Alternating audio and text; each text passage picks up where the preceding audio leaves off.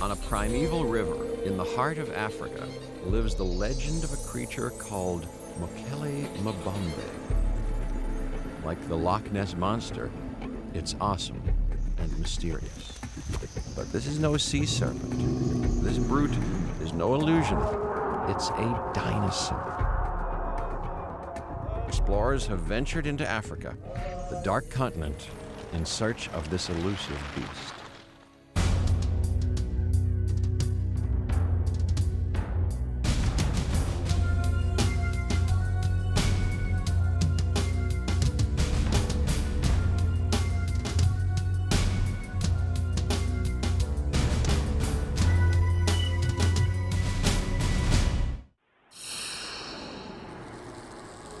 Africa, over 200 million years ago.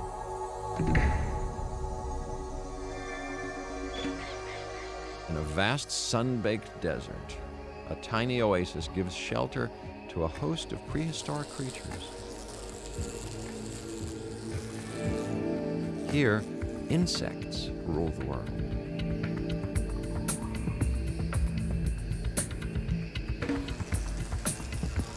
Through the eyes of a dragonfly, this world is gigantic. The only other permanent residents, primitive amphibians and frogs, congregate in a pool, the only water for hundreds of miles. Most of the time it's a sanctuary, but once in a while, terror strikes.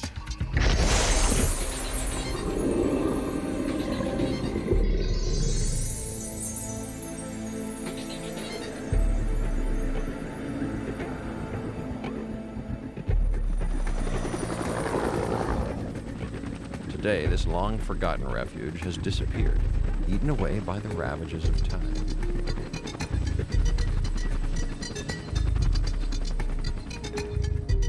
Sprawled over 345,000 square miles, this vast wasteland is now known as the Karoo Basin in South Africa.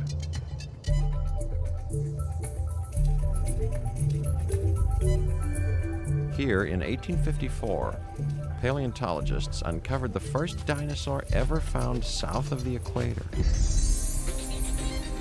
It was also one of the earliest dinosaurs to walk the land.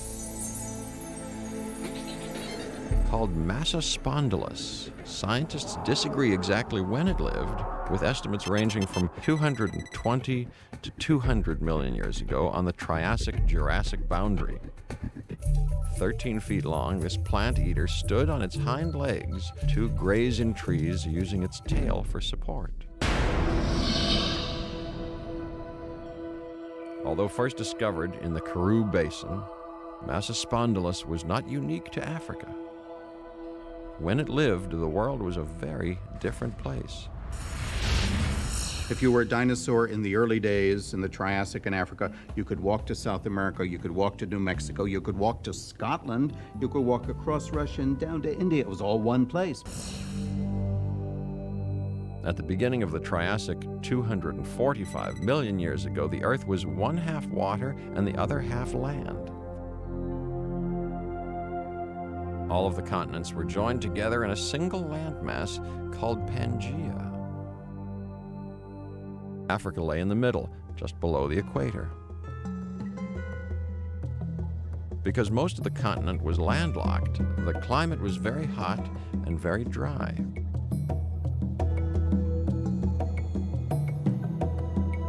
South Africa was a desert. Torrid wind blew constantly across an endless sea of sand, erasing any hint of life.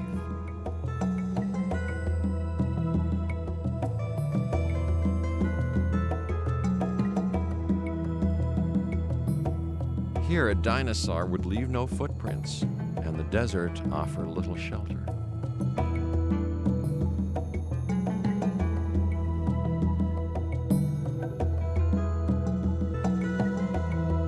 But then, as now, small pockets of vegetation sprouted around the occasional watering hole.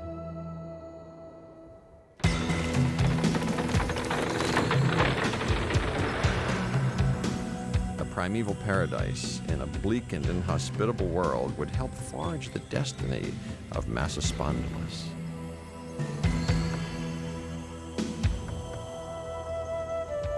A nomadic dinosaur, Masaspondylus was built for long, arduous travel across great expanses of desert.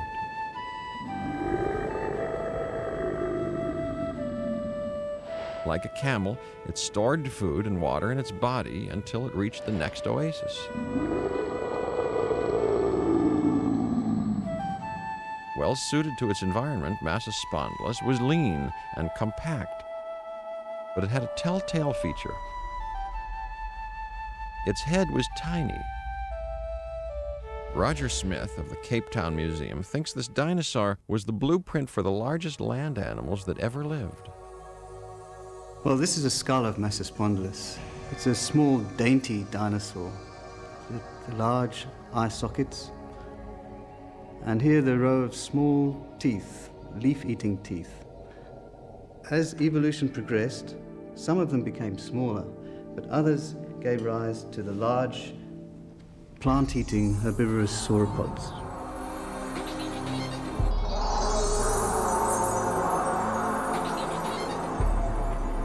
205 million years ago, the Earth cracked and molten lava poured out of its interior, signaling the coming of a new age, the Jurassic period. Unable to adapt to the changing times, Masaspondylus was rapidly disappearing. Another dinosaur was taking its place on the African plains, but in size, this plant eater was a monster.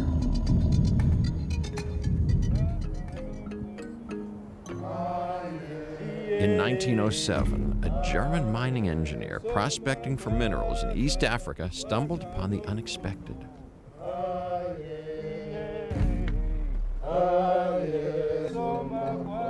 Littering a site called Tendaguru in what is now Tanzania was the greatest collection of dinosaur bones to ever come out of Africa.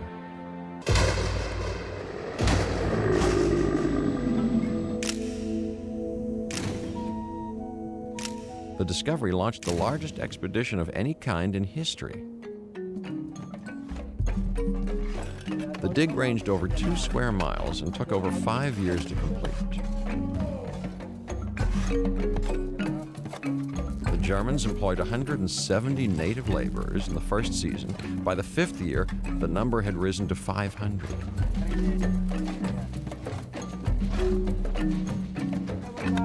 Accompanied by their families, the workers at Tendaguru became a city unto themselves, reaching a staggering 900 people in all. By the time the expedition had ended, 250 tons of fossils had been unearthed.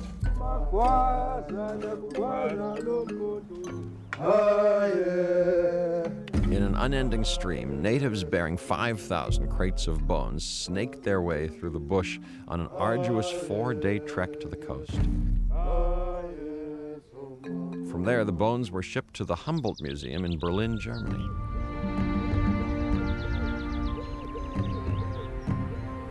Over a decade later, the bones would reveal a total of 9 new species of dinosaur. Their skeletons created a sensation when they were first exhibited in 1920. But one in particular left the scientific world in awe, and today it is still a subject of fascination for paleontologist Oliver Rauhoot. This dinosaur was first found as the largest land animal the world had ever seen.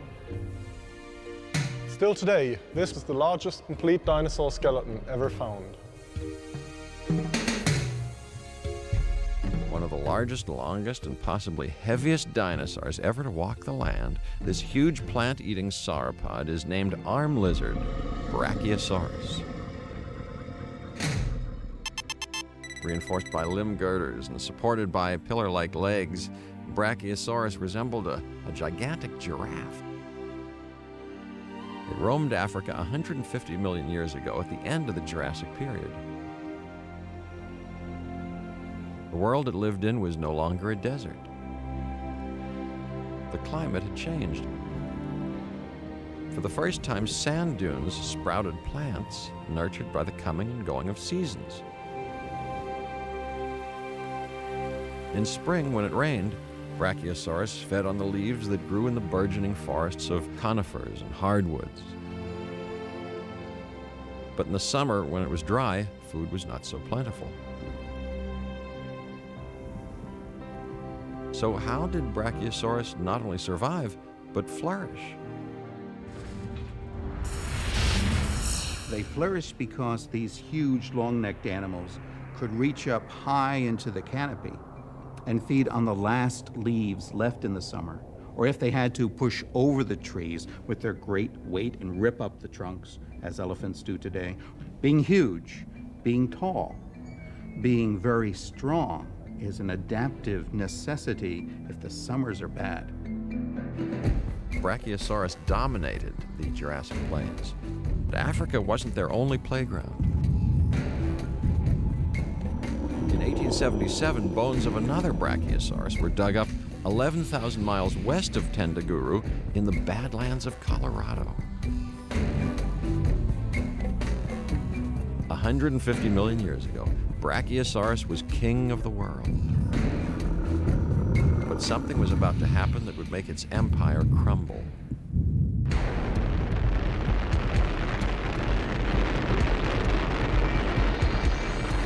The great supercontinent of Pangaea began to break up. As the land masses across the globe pulled in separate directions, rifts appeared in the Indian and Atlantic Oceans. These changes ushered in the Cretaceous period 142 million years ago. During the Cretaceous, Africa split off from all the other continents, split off from Europe, split off from North America, split off at the top from South America. It became a dinosaur island with its own unique adaptive inventions.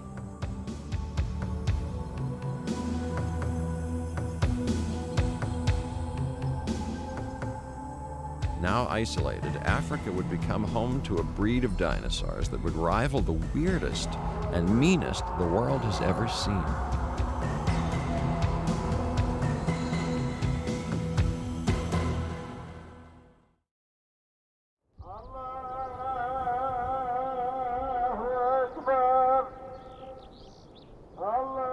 Five times a day, a chant echoes through an ancient village, calling Muslims to prayer.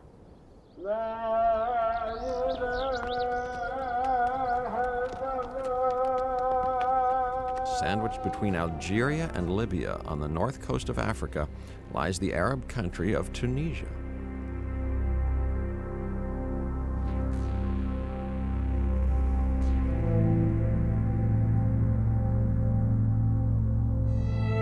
These long-abandoned dwellings cling precariously to the steep mountainside.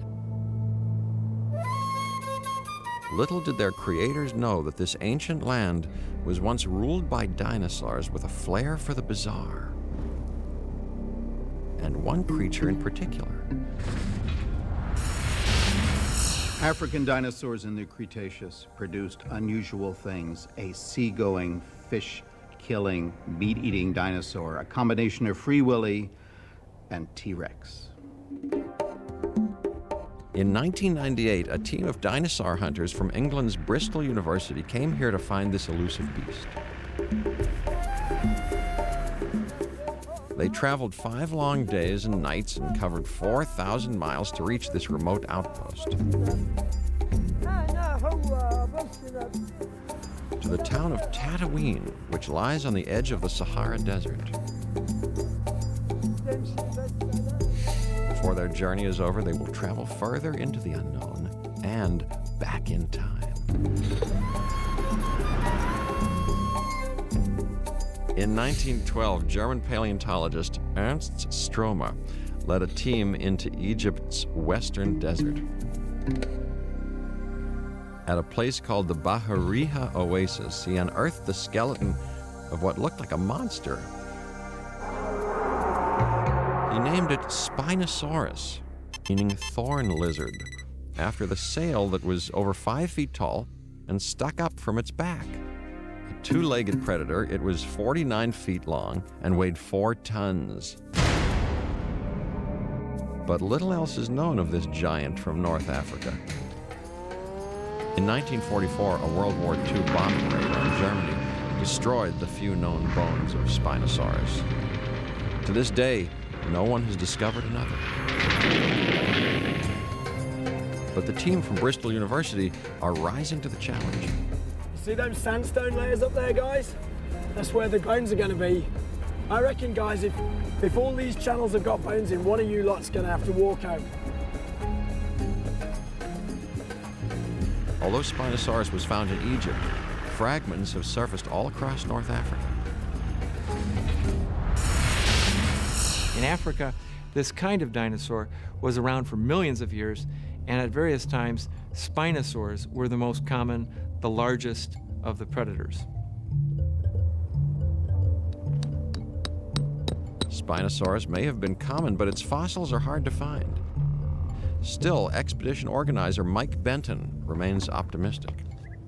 I came to Tunisia last year. We were invited by the Tunisian paleontologists and geologists. They brought us around a lot of dinosaur sites, and this was the most amazing. Normally you expect to have to dig up bones with a huge amount of effort, but here we were tripping up over them. They were everywhere.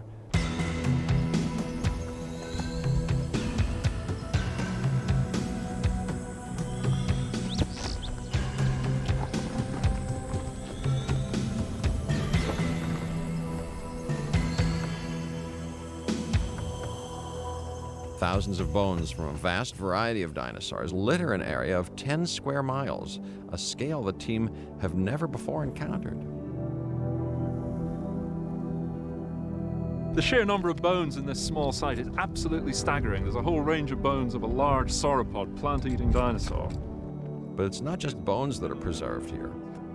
Geologist Clive Truman has found evidence of how the climate of the desert has changed in 100 million years. This fossil tree trunk has tree rings, and this tells us that the climate was seasonal because the tree grew more in a wetter part of the year than in a drier part of the year. I suppose if you wanted an idea of what the place looked like, you could say it was the Florida Everglades meets the Mississippi Delta.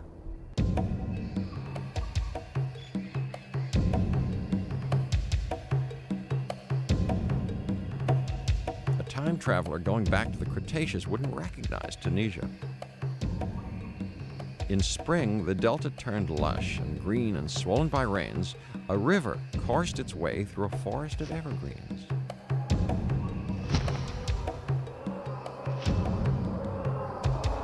Hungry for tender new shoots to feed on, herds of plant-eating dinosaurs converged on the banks, while crocodiles lazed in the sun or scurried to the water for a meal.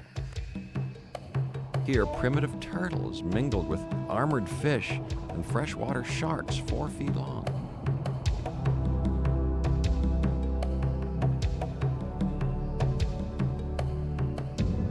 The ancient delta has long since vanished, but French paleontologist Eric Bouffetot thinks the remains of a Spinosaurus might still be there. This is the kind of Spinosaurus specimens that have been found in recent years. This is a jaw fragment from Morocco, and it shows the tooth sockets here.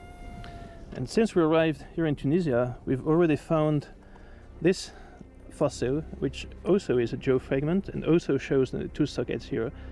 A jawbone is a promising start, but Eric hopes to find more of Spinosaurus.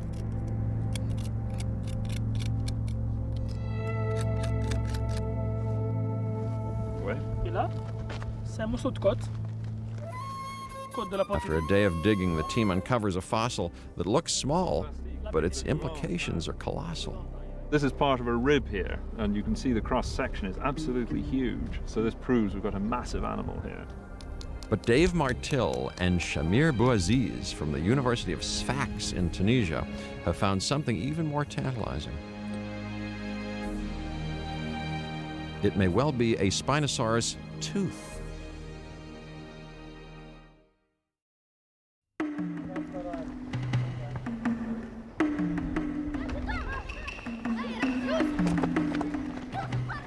Next day at base camp, the team takes time out to explore the purpose of Spinosaurus's most bizarre feature, the large sail on its back.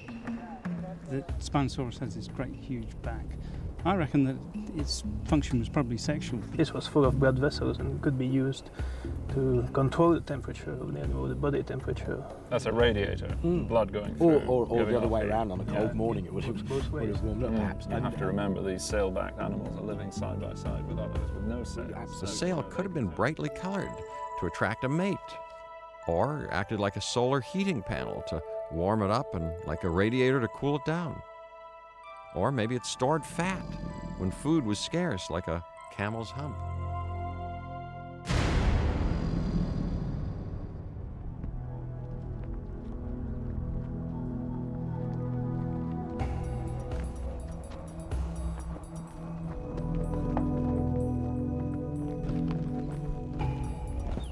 To know more, the team needed to find more. The discovery of more Spinosaurus teeth hints that things are starting to fit together. Some of the teeth we find here fit this jaw perfectly well. And the interesting thing about them is that they are unlike those of normal flesh-eating dinosaurs. They are not made for slicing meat, in fact. They are rounded and conical, and actually they look like the teeth of crocodiles. These piercing cone-shaped teeth suggest that, like crocodiles, Spinosaurus had a taste for big freshwater game. Seizing a slippery fish with a mouthful of daggers was an easy catch.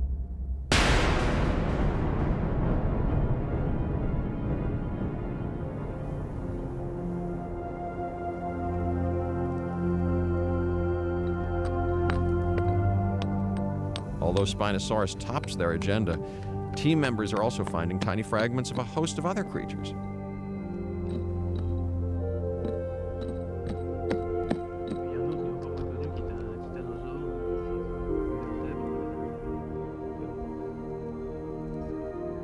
One by one, they're piecing together the clues to a tragic day in Tunisia over 100 million years ago.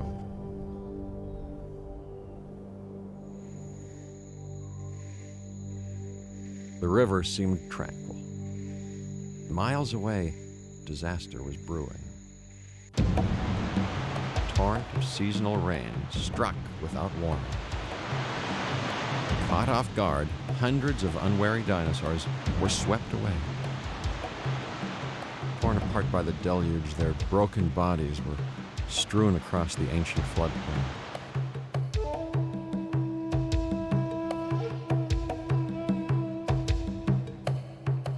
This distant tragedy dashes all hopes of finding a complete skeleton of Spinosaurus.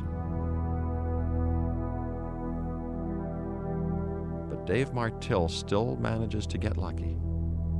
We've just found this amazing toe bone. It's probably from one of the predatory dinosaurs. It might be from Spinosaurus. Now, when we begin to reconstruct Spinosaurus, we can start from the toes upwards.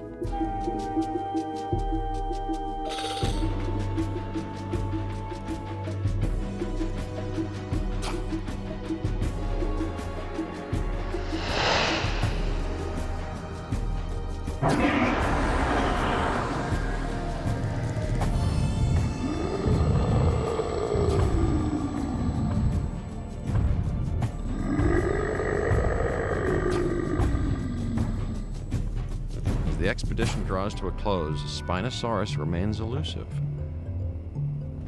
Dave Martill thinks he knows why.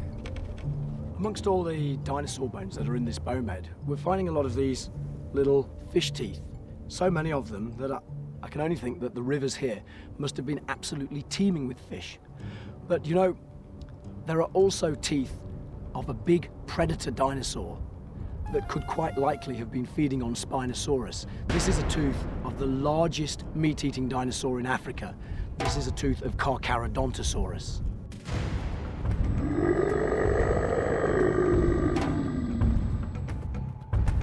Spinosaurus may have been one of the biggest predators to roam the continent, but when this killer was on its tail, it ran for its life.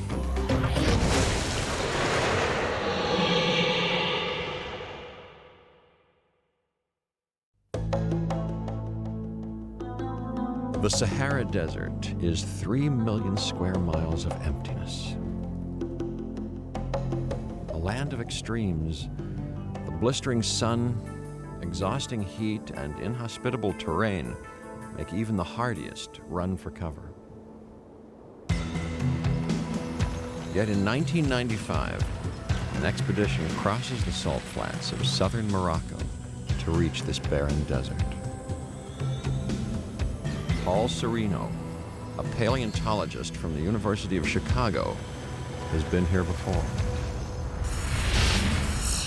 We go to the Sahara because it's a fantastic place where you can walk over ground that's never been walked over by a team, rich in fossils, and ready to tell you about a world of dinosaurs that had become separated and had evolved into its own.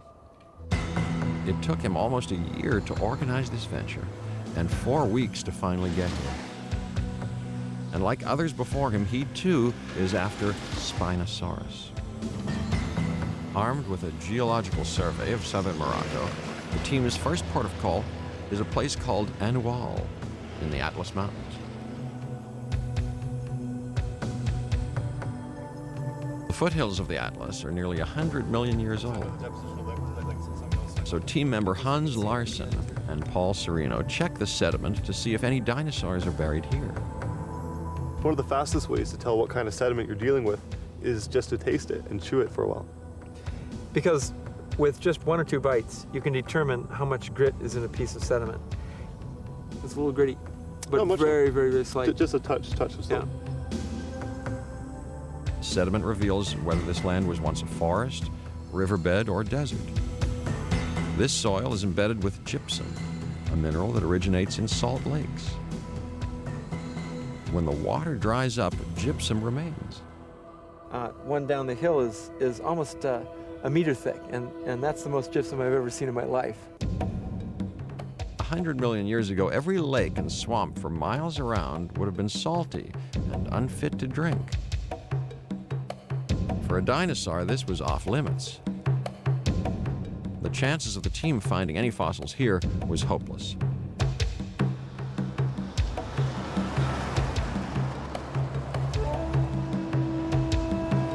Next, they set their sights on a region in southern Morocco called the Kem-Kem. Close to the Algerian border, temperatures here soar to 130 degrees. When the sun is highest and the humidity lowest, life shrinks from the heat. Undaunted by this hardship, the team combed the desert for 40 days and 40 nights. Just as they were about to call it quits, their luck changed.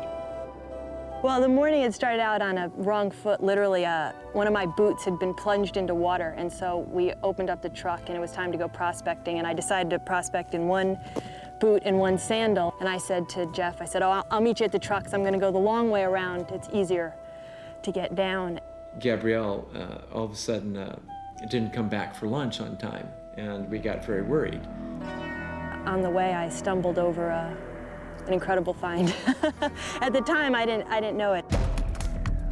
At the spot where Gabrielle Lyon made her discovery, the team uncovered a cache of bones. One bone in particular excited them. Several feet long, it looked like a spike from the sail of Spinosaurus.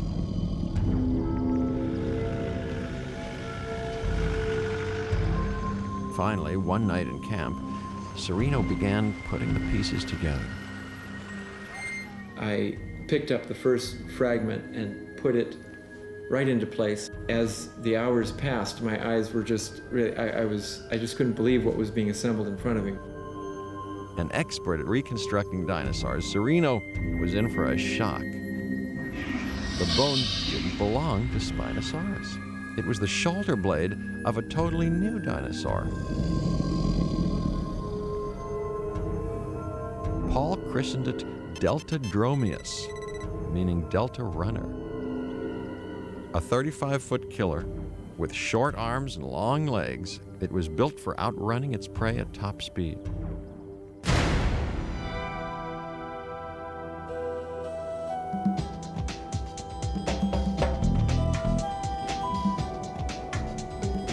Deltadromeus lived 70 million years ago during the late Cretaceous, when the arid desert of Morocco was a semi-tropical paradise.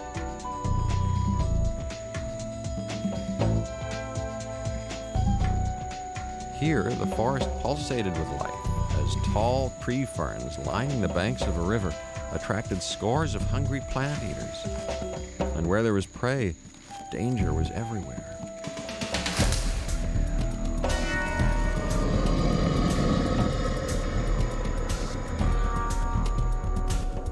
It seems Deltadromeus wasn't the only carnivore that hunted here.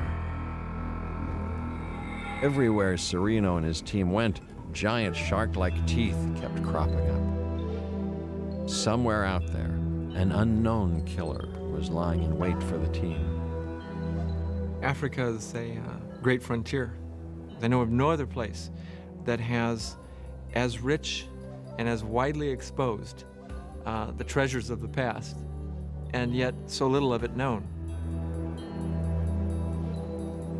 Hunting for bones in the Sahara is like looking for a needle in a haystack the size of North America. After 8 weeks in the desert, the team was exhausted. The trip had been grueling, but also rewarding. And it wasn't over yet. We still had a couple days left in the field. We moved to one of the last areas we had to look.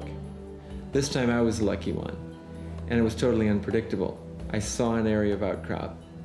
I walked towards it, and I walked over and I saw in front of me a pile of bones, fragments.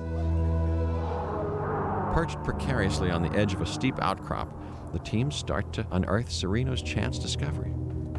Look at this. Have you guys seen the teeth? This is incredible. 1, 2, 3, there's a replacing tooth here, 4, 5, 6, 7, 8, 9, 10, 11. I mean, wouldn't have really had more than 14 teeth. Mm-hmm. You got the whole jaw. 6, 8. Sereno had stumbled on what was to become one of the most important and terrifying dinosaurs that Africa had ever spawned. Finding it was one thing. Getting the half-a-ton slab of rock back to the truck was another.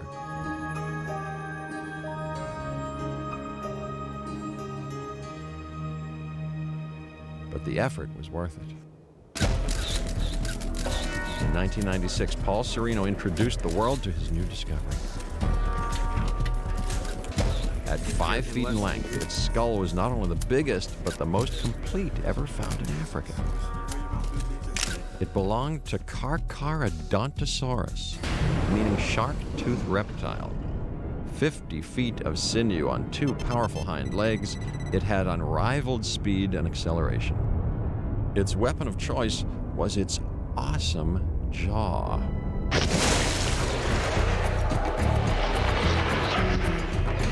Carcharodontosaurus was way ahead of the competition. Although it resembled a tyrannosaur, it was also one of a kind.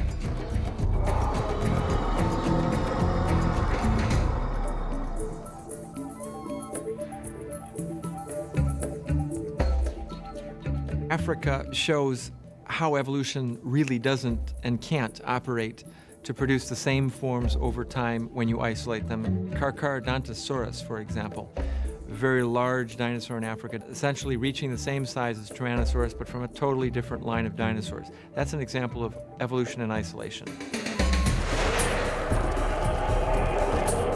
And this isolation was to become absolute, as Africa's dinosaurs became cut off from each other, as well as from the rest of the world. In time, this would produce a collection of beasts unlike anywhere else on Earth.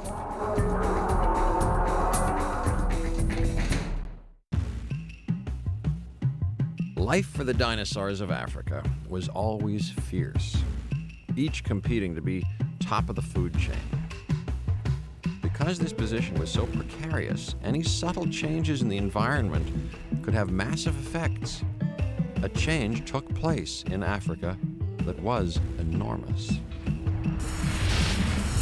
During the late Cretaceous, sea levels all over the world rose somewhat, and as a result, places like North America were split in two by shallow seas. This also happened in Africa, so Northern Africa was separated somewhat from Southern Africa, which means the animals in those two places were separated from each other as well. Sea waters flooded in from east to west, splitting the continent in two. In the sea, some animals migrated between the two oceans, causing a dramatic mix of species. But on land, the African dinosaurs were now cut off from one another. For paleontologist Billy de Klerk, the Grahamstown Museum in South Africa, this isolation opened up yet another fascinating chapter in dinosaur evolution.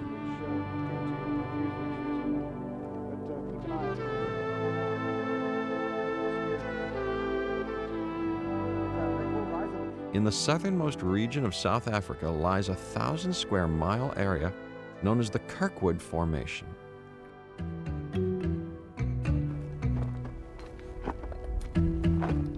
Here, the rocks preserve a record of life dating back to the Cretaceous period 135 million years ago. Of course, the vegetation would have been marginally different. We didn't have, in those days, the succulent flowering plants around. We did have, though, big trees in the form of yellowwoods. Here's a fossil yellowwood. It's about 135 million-year-old rock now. And that type of tree is still growing here in southern Africa today. All of this tells us that Africa has remained stable over these millions of years until the present day.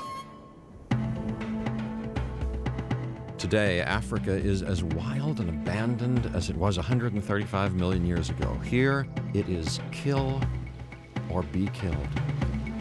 Survival comes only to the fittest. At the top of the food chain, a solitary meat eater stalks a docile plant eater, its unsuspecting prey, while the world's largest land animals graze in herds, much like huge sauropods had millions of years before. In the Shamwari Game Reserve, finding the bones of big dinosaurs is not uncommon. But a discovery here in 1997 hinted that Africa wasn't only populated by giants. In South Africa, we have these little dinosaurs that are coming up now, which are totally different than anything else we've seen before, too. So we're just beginning to understand these animals, and chances are they're going to turn out to be just as weird and wonderful and bizarre as anything we found in North America. In this rocky outcrop, Billy de Klerk found a creature that is unique to Africa. Well, it's from these sediments that we have recently found a very, very important dinosaur here in South Africa. It's a small, meat-eating type dinosaur which is new to science and very well preserved. And we've called this little dinosaur Kirky. Named after the Kirkwood Formation, where it was discovered, Kirky lived 135 million years ago. A swift, two-legged predator about the size of a chicken, it fed on small lizards and insects. But it cowered in the footsteps of its giant cousins.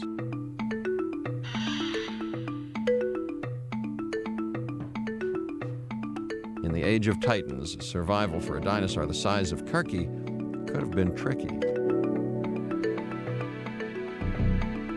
But Billy de Klerk thinks big is not always better. For Kirky, life on the forest floor was a banquet.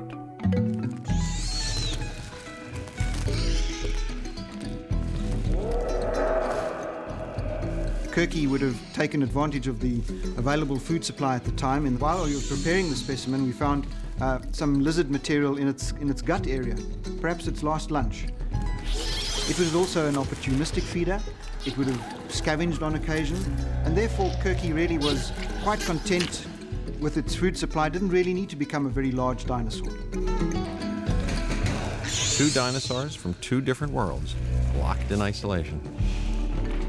Why creatures like Kirky were so small, whilst others like Carcharodontosaurus were so big, remains unknown. But scientists are certain the answer lies somewhere in Africa. we're learning that Africa, of course, as we should have expected, is a very complex place. The north of Africa is different from the southern part of Africa, and these two are in turn different from Madagascar, which just lies off the southeast coast. Madagascar is an island of magic and mystery. Here, things are not what they seem. 75 million years ago, this world was turned upside down.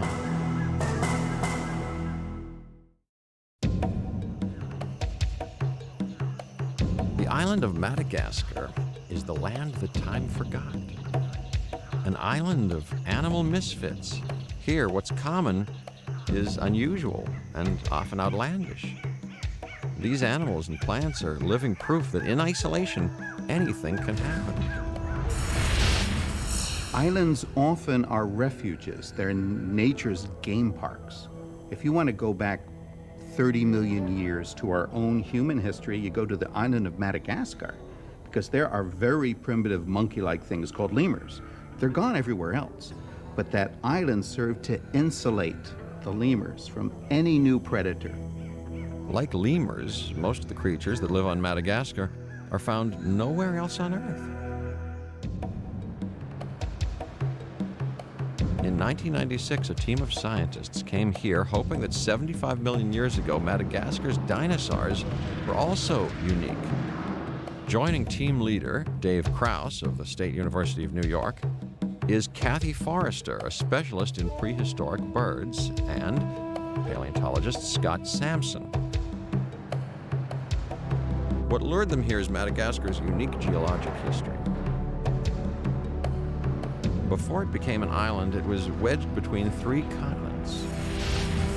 Madagascar was attached to Africa, and it split away from Africa, in about 150 million years ago or so.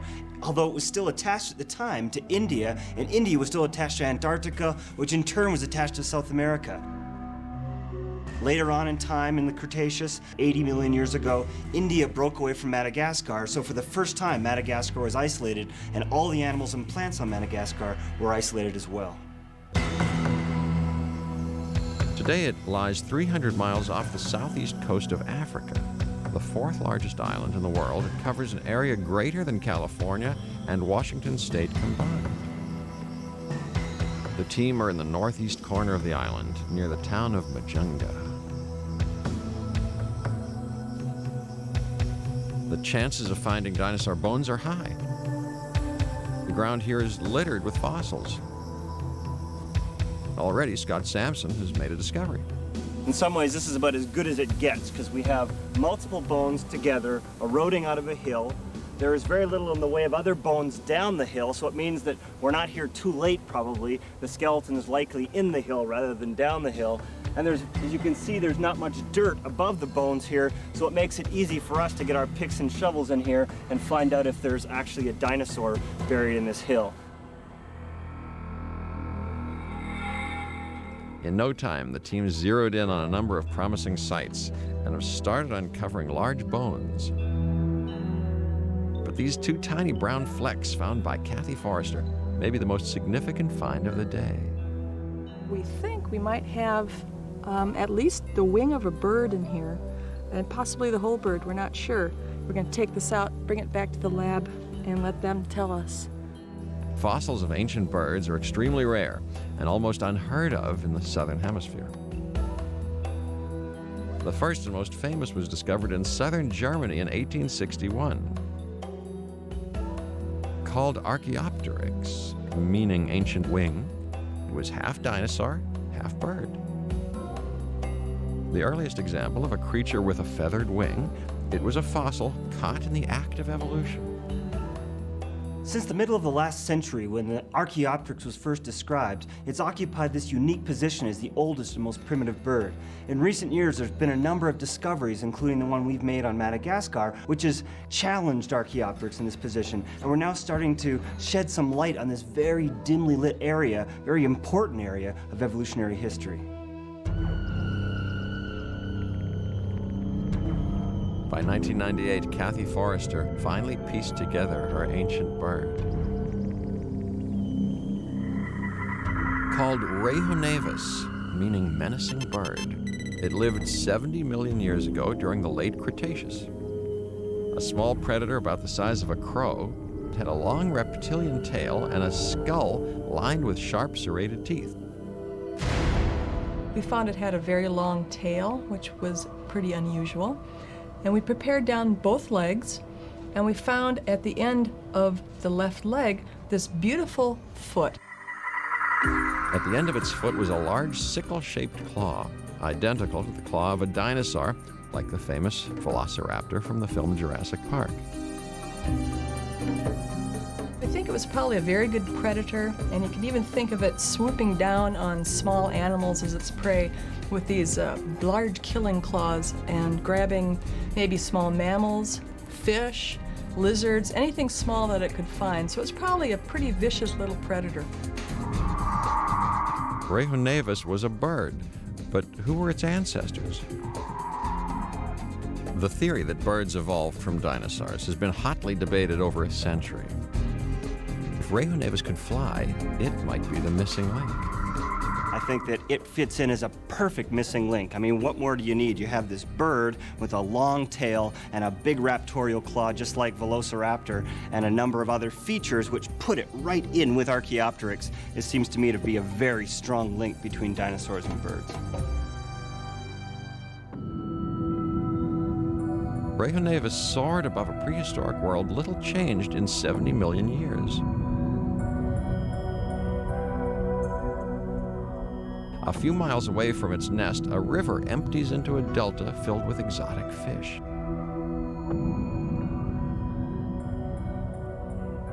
The river lures primitive crocodiles to its shore, while small mammals and lizards scurry through the trees.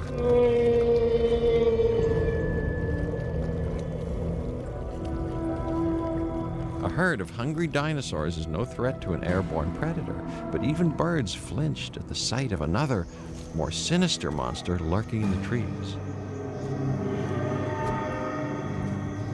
Today, Scott Sampson is on the trail of a primeval serial killer. One of the most common fossils you find in the field area around here are these teeth with these serrations. We've found hundreds of these teeth, but we haven't found the animal. We've chased all kinds of tails into hills and found nothing. For weeks, the team scoured the island looking for the missing beast. Then they found another tooth. Removing a slab of rock, Scott spotted a dozen more, all lined up in a row, gleaming in the sun. A few minutes later, he uncovered the lower jaw. This is about the best thing we could have hoped for this summer. All of us coming out here thought if we can find one thing and one thing only, it will be the skull of Majungasaurus, and here it is sitting right in front of me, so life doesn't get much better than this. Because fragments of a dinosaur called Majungasaurus had been found here before, Scott thought this was the same animal. But these teeth were longer and sharper. The team had found a totally new creature. They named it Majungatholus. A two-legged flesh eater, 30 feet long, it terrorized Madagascar 70 million years ago. But its most intriguing feature was its skull.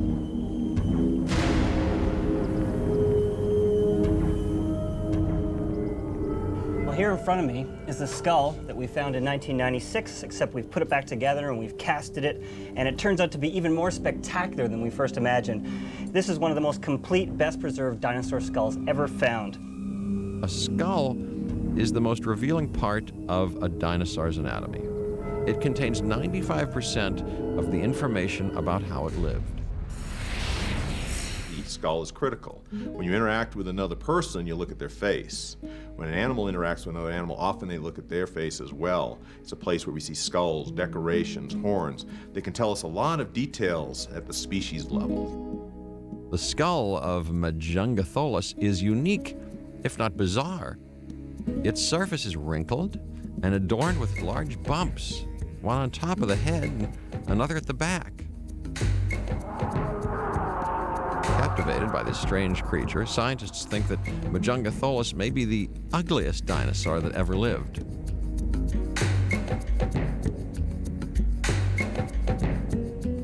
So what did this animal do for a living? Well, to answer that question, all we have to do is look at the teeth. This is the lower jaw, and you can see it has these very sharp teeth on it with tiny serrations. This animal is a distant cousin of Tyrannosaurus rex.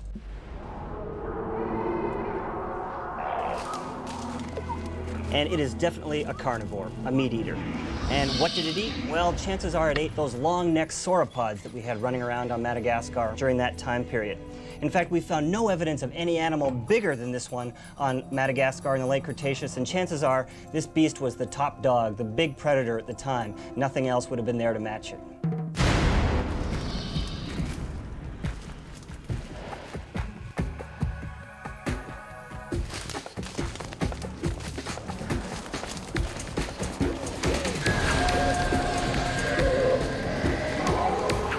The reign of terror is over, but not the mystery. Where did Madagascar's bizarre dinosaurs come from? Who were their ancestors? And when did the continents really split?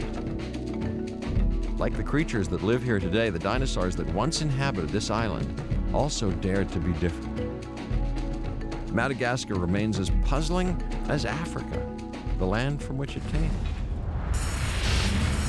Africa is a very exotic continent. It is a dark continent. From Tunisia on the shores of the Mediterranean, south to the Cape of Good Hope in South Africa, this continent is vast and diverse. Africa is becoming this mosaic of different places that is illuminating dinosaur evolution generally. Yet so much of Africa waits to be explored. I know of no other place that has as rich and as widely exposed the treasures of the past. For the dinosaurs, Africa was the last frontier.